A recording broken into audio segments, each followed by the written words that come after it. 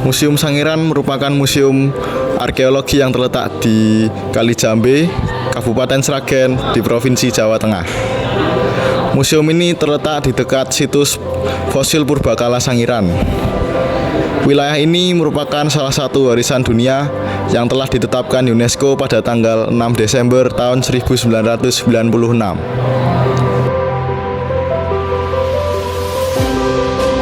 Museum Sangiran adalah museum yang menyimpan berbagai tinggalan sisa-sisa kehidupan yang terjadi pada masa purba. Museum Sangiran sendiri merupakan museum koleksi manusia purba yang terlengkap di Asia, yang terdiri dari 65% fosil hominid purba di Indonesia dan 50%-nya di dunia. Pembangunan Museum Sangiran dilakukan dengan banyaknya penemuan benda-benda purbakala yang merupakan jejak tinggalan berumur 2 juta hingga 200.000 tahun yang lalu, yang masih ditemukan di daerah situs manusia purba Sangiran hingga saat ini. Halo semuanya. Perkenalkan, kami dari siswa SMK MIKL ingin mempersembahkan video hasil kolaborasi kita yang berjudul Kapak Persegi dan Kapak Lonjong. Sebelumnya perkenalkan, nama saya Martinus Gerin Danang Krespajino, kelas 10 TP3 absen 17. Perkenalkan, nama saya Marius Ruby Savana, kelas 10 TP3 nomor absen 16. Perkenalkan, nama saya Bagas Ragil Pamungkas, saya dari X TP3 absen 5. Perkenalkan, nama saya Mikael Aditya dari kelas 10 TP3 nomor absen 19. Video ini bertujuan untuk mengedukasi dan mendokumentasikan proyek asesmen sumatif akhir semester yang mencakup 8 mapel. Yang pertama, pendidikan Pancasila dan informatika. Dan ada bahasa Indonesia serta bahasa Inggris. Ada juga sejarah dan juga IPAS C. Kemudian yang terakhir, seni budaya dan juga bahasa Jawa. Selamat menyaksikan. Selamat siang, kali ini kami dari siswa SMK MIKL kelompok 2 ingin mewawancarai Bapak. Dengan siapa, Pak? Pak Darmadi ya. Yang pertama, saya izin bertanya, Pak. Menurut Bapak, apa yang Bapak ketahui tentang kapak lonjong dan kapak persegi, Pak? Ya, itu sebenarnya itu yang dinamakan yang untuk manusia purba atau manusia modern. Manusia purba. Ya, manusia purba fungsinya sama ya. Pada dasarnya kapak persegi sama kapak lonjong sama-sama sebagai sarana alat berburu ya. Kalau kapak lonjong biasanya ya juga untuk mengupas kulit ya, mengupas kulit. Nah, kapak persegi biasanya untuk kapak penetak ya, untuk menghantam tulang-tulang yang besar ya. Hasilnya fungsinya tidak jauh berbeda, sama ya. Itu kalau manusia purba ya. Manusia purba digunakan untuk membunuh, membuka kulit dan memotong daging, memotong tulang ya. Dan siapa orang yang pertama kali menemukan kapak lonjong dan kapak persegi itu? Itu manusia purba ya, zaman purba ya, bukan modern ya. Nah, itu adalah von Koningswald ya. Von Koningswald, ilmuwan dari Jerman, warga negara Belanda. Dia risetnya di sini di kawasan situs Sangiran di klaster Ngebung, kurang lebih 2 kilo dari sini.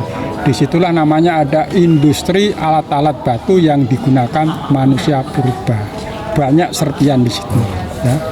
Ya, apa lagi? Izin bertanya, Pak, untuk pertanyaan yang ketiga, kapan kapak lonjong dan kapak persegi digunakan sebagai alat bantu?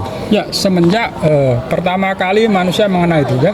Jadi sekitar 2,5 juta tahun yang lalu di Afrika, ya, di Afrika sudah mengenal.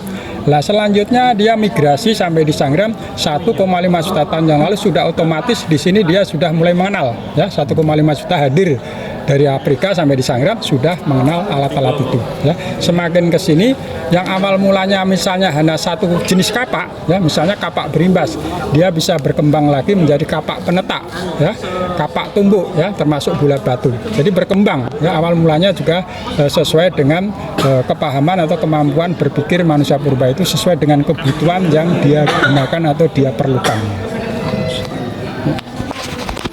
Baik, untuk pertanyaan yang keempat itu apa fungsi dari kapak lonjong dan kapak persegi, Pak? Ya, sama ya. pada dasarnya itu tidak jauh berbeda ya untuk memotong daging-daging hewan buruannya. Kalau kita bicara manusia purba ya, Homo erectus ya, mulai mengenal itu sejak dari Afrika ke Sangiran sudah mengenal itu. Kapak persegi, kapak lonjong sama ya, untuk membuka kulit dan memotong daging serta untuk menghancurkan tulang-tulang, memotong tulang-tulang hewan buruan pada saat itu ya. Itu adalah manfaatnya, hampir sama, keduanya sama, tidak jauh berbeda. Semuanya sebagai alat pemburu, alat berburu, alat kelengkapan berburu. Pertanyaan selanjutnya, yang kelima ini, di mana kapak lonjong dan kapak persegi pertama kali ditemukan ya Pak? Ya, saat itu adalah para penemu alat-alat seperti itu ditemukan oleh von Konekswald. Saya ulangi lagi, oleh von Konekswald, ilmuwan Jerman, warga negara Belanda, ahli di bidang geologi dan paleontologi di klaster Ngebung. Ya, dia riset di Sangiran ini tahun 1931 sampai 1941. Di Ngebung itu dikenal dengan industri alat-alat batu yang biasa digunakan manusia purba Homo erectus. Ya. Pak, izin bertanya Pak, bagaimana caranya manusia purba itu menggunakan kapak lonjong dan kapak persegi Pak? Ya, dia genggam langsung ya. Manusia purba Homo erectus di Sangiran menggunakan kapak itu langsung digenggam ya. Jadi tidak pakai garam begini, tidak ya. Jadi langsung digenggam, dihantamkan tak ya. Nah, kalau kapak lonjong bisa untuk muka kulit ya, untuk menyisit kulit ya, untuk motong juga ya. Itu adalah cara menggunakan langsung dihantamkan ya. Beda dengan kapak wiro sableng ya. Kalau wiro sableng pakai ganggang, kalau manusia purba langsung genggam. Ya. Terima kasih untuk Bapak Darmadi sudah menjawab pertanyaan kami. Sekian video bertanya kami dengan Bapak Darmadi. Terima kasih. Ya. Ini saya akan menjelaskan tentang apa itu kapak persegi. Kapak persegi adalah alat batu yang berbentuk geometris dan tepi yang rata. Biasanya terbuat dari batu yang lebih keras, dan kapak ini digunakan oleh manusia purba untuk berbagai kehidupan sehari-hari. Lalu, benda peninggalan ini pertama kali ditemukan di Indonesia oleh von Hein Geldern dan digunakan oleh Homo sapiens ras Mongoloid dan Australomelanozoid. Lalu kapak persegi pertama kali ditemukan di Indonesia pada tahun 1920-an. Kapak persegi digunakan pada zaman Neolitikum atau pada zaman batu muda. Lalu kapak persegi ini memiliki fungsi yang sangat beragam, yaitu sebagai alat bertani atau bercocok tanam yang biasa digunakan untuk mencangkul, dan juga bisa juga untuk sebagai alat barter karena bernilai tinggi, dan serta bisa menjadi simbol status sosial ya, atau digunakan sebagai jimat dalam proses ritual. Lalu kapak persegi tersebar di beberapa wilayah Asia Tenggara. Di Indonesia sendiri dapat ditemukan di seluruh wilayah Indonesia bagian barat seperti Sumatera, Jawa, dan Bali. Lalu mengolah batu mengolah batu kerakal atau batu kersikan menjadi bentuk yang diinginkan, kemudian memangkas bagian sisi ke arah bidang tengah, kemudian berlanjut ke seluruh sisi selanjutnya, membentuk bekas-bekas, kemudian berlanjut ke seluruh sisi. Selanjutnya membentuk bekas-bekas pangkasan secara sejajar dan mengasah bagian ujung permukaan dan digunakan dengan cara digenggam, lalu bisa digunakan sebagai alat bantu sehari-hari seperti untuk bercocok tanam, barter, dan bisa sebagai jimat. Sekian dari saya, terima kasih. Perkenalan teman-teman, saya hari ini akan menjelaskan apa itu kapak lonjong. Jadi kapak lonjong itu adalah alat bantu peninggalan prasejarah. Nama kapak lonjong berasal dari bentuk penampangnya yang lonjong seperti bulat telur. Kapak lonjong pertama kali ditemukan oleh T. Harrison. Kapak lonjong digunakan oleh Homo sapiens ras Mongoloid dan Australomelanozoid. Kapak lonjong ditemukan dalam lapisan tanah yang berumur 8.000 tahun. Kapak lonjong diperkirakan digunakan oleh manusia purba pada zaman batu muda dan Neolitikum. Kapak lonjong dibagi menjadi dua, yaitu jenis kapak lonjong Walzenbeil atau yang berukuran besar digunakan sebagai alat bercocok tanam. Sedangkan Kleinbeil, kapak lonjong yang berukuran kecil, berfungsi sebagai wasiat atau pusaka yang mengandung unsur mistis dan tidak digunakan sebagai alat perkakas. Persebaran kapak lonjong meliputi banyak tempat di Indonesia. Bagian timur seperti Sulawesi, Sangi Taulet, Flores, Maluku, Leti, Tanimbar, dan Irian. Sedangkan di luar Indonesia, kapak lonjong ditemukan tersebar luas meliputi Burma, Cina, Manchuria, Taiwan, Jepang, Filipina, dan juga di India. Cara membuatnya, batu yang telah diperoleh melalui penyerpihan segumpal batu atau kerakal diupam halus. Setelah permukaan batu diratakan dengan teknik pemukulan beruntun. Kapak lonjong digunakan dengan cara digenggam dengan tangan. Kapak lonjong dapat digunakan untuk bercocok tanam serta berbagai benda pusaka. Sumber ini berasal dari kompas.com.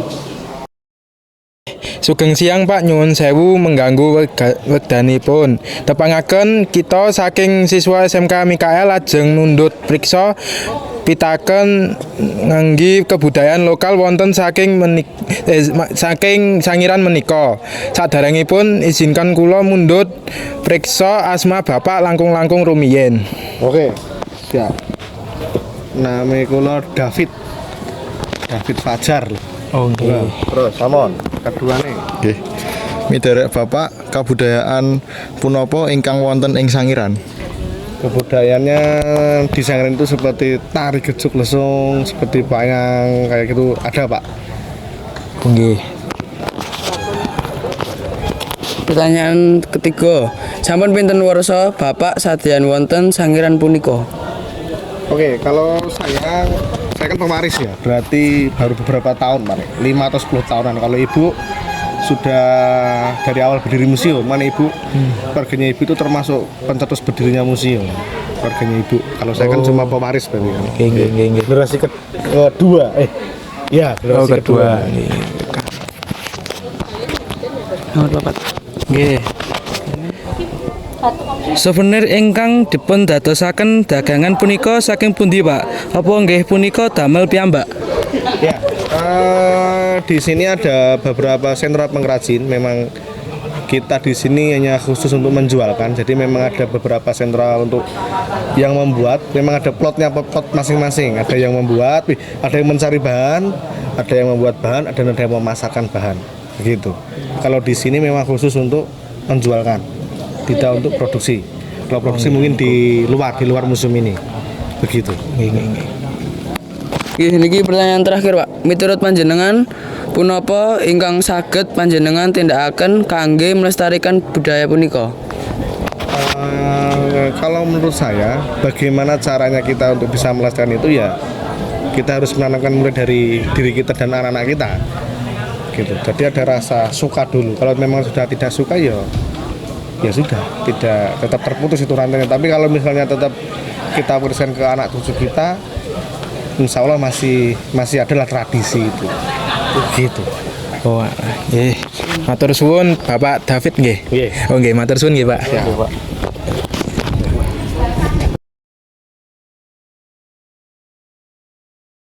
Jadi nilai-nilai yang dapat kita ambil pada kegiatan hari ini sangat mengarah kepada Pancasila yang ketiga yang berbunyi Persatuan Indonesia. Karena kegiatan yang telah kita lakukan hari ini sangat memerlukan kerjasama dan kekompakan dalam menyelesaikan tugas. Karena kita hanya diberi waktu tidak cukup lama untuk membuat video dokumentasi sebagai proyek akhir semester kali ini, dan kita dapat menyelesaikannya dengan baik. Sekian video dari kami. Terima kasih. Fill me out with your smile. Now the sunshine brings the light.